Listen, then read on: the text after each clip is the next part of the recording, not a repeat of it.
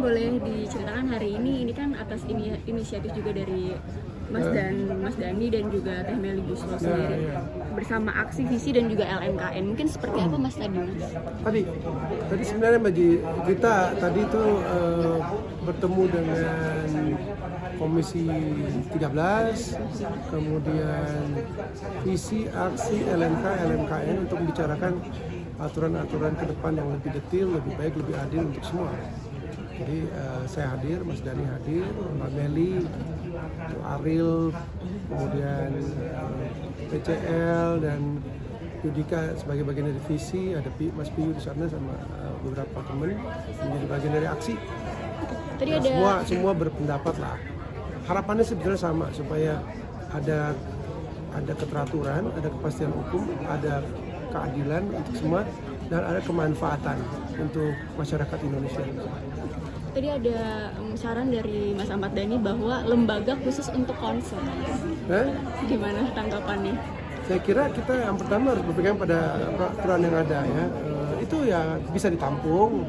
Saya kira usul itu yang memang ada sekarang adalah lembaga pengumpul royalti itu memang dia secara keseluruhan terbagi dari dua bagian aja. Satu, hak cipta atau lembaga manajemen kolektif di kelompok hak cipta, ada ketuanya tuh sekarang. Kemudian lembaga manajemen kolektif untuk hak terkait, yaitu pemilik master dan performers, penyanyi dan sebagainya. Mas, ini kan banyak juga musisi-musisi yang penyanyi-penyanyi yang dituntut gitu ya melalui jalur hukum oleh pencipta lagu. Ini juga jadi concern juga nggak sih Mas? Ya pastilah concern, makanya kita hari ini ketemu. Semoga tidak berkelanjutan, tidak berkepanjangan, polemik berakhir, masyarakat juga mengerti apa hukumnya, apa aturannya, ada kepastian, ada keteraturan ya di dunia musik, khususnya di industri musik.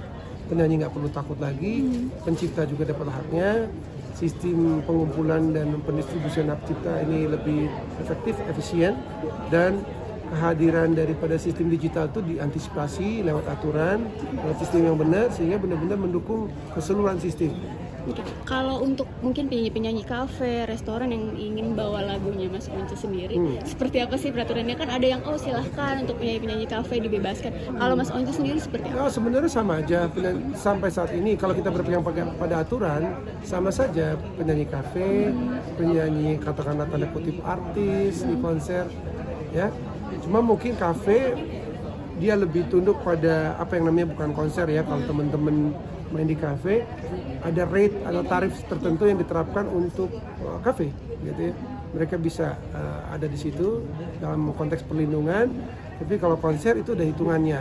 Untuk konser itu sejauh ini dalam aturan di level keputusan menteri ya, itu 2% dari produksi atau cost produksi yang berhubungan dengan musik. Misalnya bayar artis, bayar sound, bayar apalagi lah yang berhubungan sama musik. Bukan sewa gedung loh, bukan makanan loh. Nah nanti diambil 2% dari situ untuk dibagikan kepada pencipta. Ini menyangkut bukan hanya satu lagu, tapi semua lagu yang dimainkan di situ. Kalau ada penjualan tiket, maka 2% dari tiket terjual. Nah tarif ini sebetulnya mengikuti juga kebiasaan-kebiasaan luar negeri. Kalau kita memang mau merevisi, tentu terbuka, setiap 2 tahun bisa direvisi. Oke, terakhir mungkin nanti kan akan ada rapat rutin ya Mas? Ya, saya dengar ada rapat rutin dan saya coba mengawal ini semua sebagai bagian dari rakyat, khususnya sebagai bagian dari musisi, apakah itu penyanyi, pencipta. Semoga kita bisa menemukan formulasi yang lebih baik lagi dalam aturan khususnya hak cipta ini, bisa memuaskan banyak pihak, bisa membuat proses kita berbudaya, berinteraksi dalam berkesenian juga lebih baik. Beberapa hal yang penting. Pertama, saya di sini sebetulnya salah satu alasan saya menjadi anggota DPR sebetulnya adalah membereskan hal ini yang saya pikir sama dengan pikiran teman-teman dari aksi dan visi bahwa kok nggak beres selama kurang lebih sekian lama ya, mungkin 20 tahun atau lebih.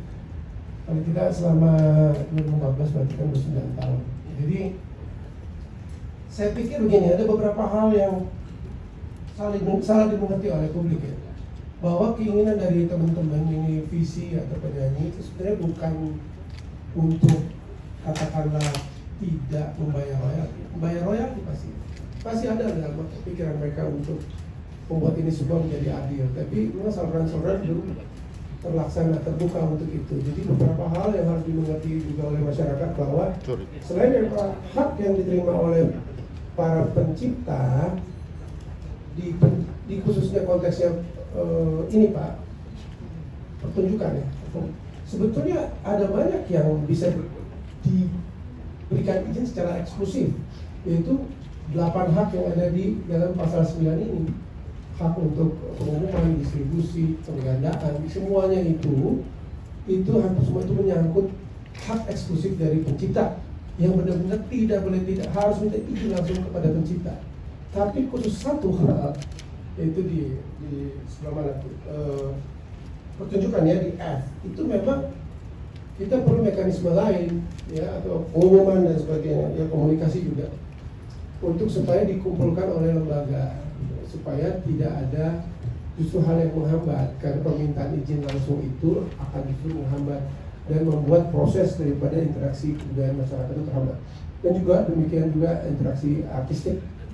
Kalau mau jujur, kita semua juga sebenarnya mengambil dari masyarakat, teman-teman ya, mengambil dari dunia, karena itu ada aspek daripada tanggung jawab sosial dari pembuatan lagu itu untuk dipersebarkan masyarakat. Sebagaimana juga paten ya, ketika orang punya paten juga ada batasnya, bukan seumur hidup itu, bukan seumur sepanjang zaman gitu. Ada aspek di mana apa yang kita ciptakan, apa yang kita buat itu harus kita pertimbangkan juga kepada masyarakat, karena kita mengambil inspirasi, kita mengambil bahan dari masyarakat.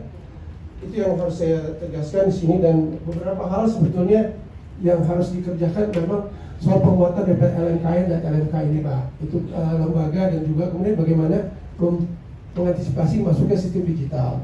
Saya mendukung secara pribadi supaya sistem ini bagaimana ya, supaya pencipta itu dapat haknya secepat-cepatnya, setransparansi mungkin, sebaik mungkin, sehingga keadilan itu tercapai. Itu ya dulu Pak. Terima kasih. Wassalamualaikum warahmatullahi wabarakatuh. Habis itu baru kita merumuskan tim. Assalamualaikum warahmatullahi wabarakatuh. Saya Marcel Siahaan, mewakili Komisioner LMKN dari Ibu sekalian.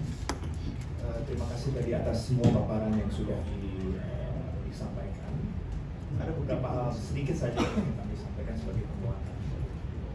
LMKN yang sekarang kami mempunyai sebuah legal standing dari Permenkum 27 tahun 2025, yang mana ini memang fokusnya adalah bagaimana kita melakukan transformasi digital secara menyeluruh, dan itu menjadi concern kami. Ya, secara substansi apa yang sudah dimaparkan baik oleh Prof. Edi tadi juga dan oleh teman-teman juga sebetulnya semuanya sudah inline dengan apa yang ada di